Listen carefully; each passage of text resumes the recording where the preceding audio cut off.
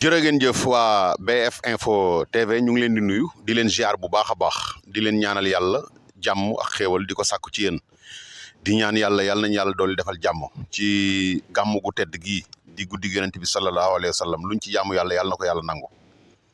tey nag ñu war a waxtaane réew mi ñu war a indi suñu xalaat ci réew mi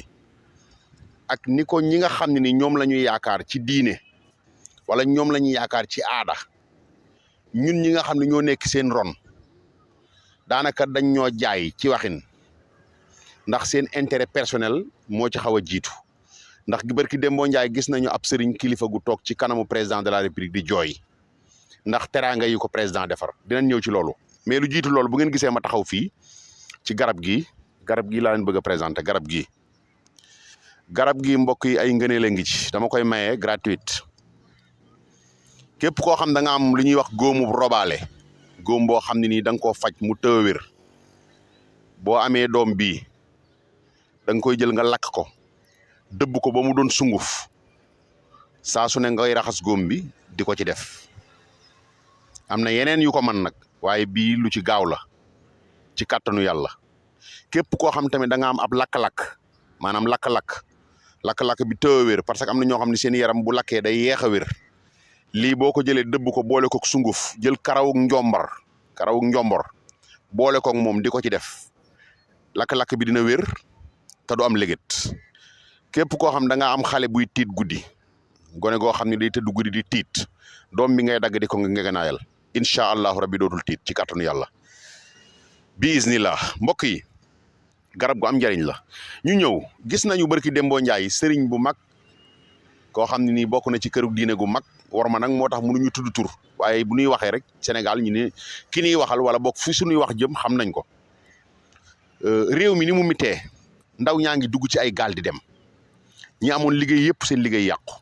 diggante 2020 ak léegi ñi fi seen liggéey yàqu kenn xamul nu mu toll ndax ay ëmmat yi fi amoon man gis naa ci ay nit yoo xam ne léegi dañuy sax far tàllal loxo ndax seen liggéey yàqu amatuñ luñ liggéey. yaakaar naa état li des ci diggante bi mu fi nekkee ak li des mu dem ci loolu la waroon a veiller ci loolu la waroon a bàyyi xel nan lay fexe ba li fi yàqu lépp mu rattrapé ko ñi ñàkk seen liggéey ñëpp mu delloo leen ko ndaw ñi nga xam ne ñoo ngi jël ay gaal di dem mu fexe ba téye leen ci réew mi mais pas wër di campagne ndax état bii li muy def wër di campagne la. te li ma si jaaxal mooy opposition bi ku ci jóg di def sa activité ñu téye la gis nañ Ousmane Sonko ci oto lañ ko dugal yanoo ko Casamance xaw ma fan indi Ndakaaru ndax tournée nemmeeku mu doon def. gis naan Bougane Gueye Dany barki Dembo Ndiaye gis naan Malick Gakou en plein meeting lañ ko fekk arrêté loo ko ay waxam xaw ma convocation lañ ko jox xaw ma luñ ko jox. mbokk yi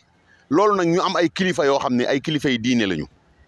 ñu waroon a artu ki nga xam ne nii mooy président de la république ni ko kat gis nañu loo xam ne nii ci kilifa diine yi ko gis nag laa wax ndax am na ci ñoo xam ne nii ñoo ngi politique kon xam nañ li xew ci réew mi ku mel ni sëriñ bii toogoon ci kanam Macky Sall barki Dembo Ndiaye di gërëm Macky Sall bay tuur ay xéewal maanaam di jooy xam nga ko kon li nekk ci réew mi ump ko kooku nag waroon naa am honnêteté bu toll ni ngeen jéggal ma ndax kilifa la te kilifa kenn du ko sàllalu mais dañuy wax suñu xalaat ndax ci réew mi lañ bokk waroon naa am honnêteté bu toll ni gannaaw ba mu bëri la gërëmee Macky Sall ci li mu ko defal ba pare fexe nu muy wéeteeg Macky Sall xamal ko ni ko nag réew mi metti na xëy na kilifa kenn du ko yedd ci penc président de la république kenn du ko yedd ci penc waaye boo ko gërëmee ci penc ba pare wéetal ak moom xamal ko ne ko nag réew mi metti na te metti réew mi yëpp amaana ñoom mën nañ ko bañ a yëg mais seeni taalibe ñu nekk seen ginnaaw xam nañu ni réew mi metti na te ku ni réew mi mettiwul rek da ngaa far fi nga xam ne nii foofu la neexee waaye réew mi metti na trop lépp a yokk kon ñu ngi ñaan suñu kilifa yi nga xam ne ñoom ñoo nekk suñu kanam suñu wootee ñu ñëw suñu woowee ñu ñëw bu nu amee tool bayal leen bu nu jëlee suñu xaddiyee jox leen ñooñu dëgg-dëgg bu réew mi tolloo fii war nañoo àddu ci ñi ko yëg nag laa wax ndax xëy na am na ci ñoo xam ne nii mën nañu bañ a xam lii xew ci réew mi ndax foog ñu leen di informer yu mel ni yenn xalif généraux yi nga xam ni seen âge mayetu leen sax ñuy toog di seetaan télé seen âge mayu leen ñuy yor téléphone xamuñu lu xew ci réew mi duñ déglu rajo duñu lire journaux duñ seetaan télé kooku kon lu xew ci réew mi dañ ko war a wax seen entourage nag ñoom ñoo leen di nëbbu dëgg gi mais ku mel ni kilifa gi toogoon barki démb ci kanamu Macky Sall di ko gërëm bay jooy kooku moom xam na li xew ci réew mi ndax mu ngi connecté wu ci réseaux sociaux yi mu ngi politique am na parti politique xam na li xew ci réew mi kilifa gu mel noonu nag ay mbooloo topp ci ginnaawam bu fekkee ni président defal na ko teraanga bu ko waxee ba pare war naa fexe wéet ak président xamal ko nag ni ko jërëjëf ci teraanga ji waaye réew mi metti na geesul secteur bi geesul secteur bi geesul secteur bi